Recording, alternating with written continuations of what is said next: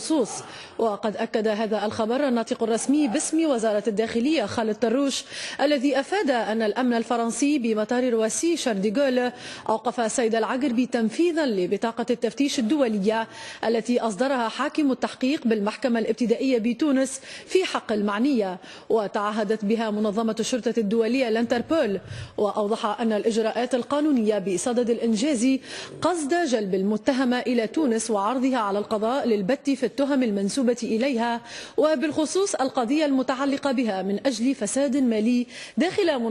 منظمة أمهات تونس، والتي فتح بحث تحقيقي بشأنها يوم 3 أوت 11 و2000. ويذكر أن سيد العقربي غادرت التراب التونسي يوم 30 جويلية 11 و2000 باتجاه فرنسا، وأثار سفرها خارج البلاد آنذاك جدلا واسعا، إذ انتقدت عديد الأطراف السياسية والحقوقية السماح بسفر المدعو السيد العقربي إلى الخارج، باعتبار أن هذه الأخيرة تعتبر من أبرز وجوه النظام السابق.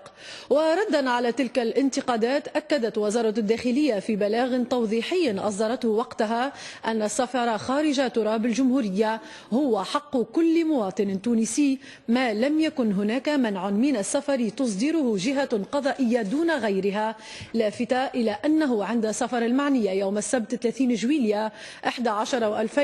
تم التثبت ماليا في وضعيتها، حيث لم يكن هناك أي قرار قضائي يحجر أو يعيق سفرها، وبالتالي سمح لها بالمغادرة.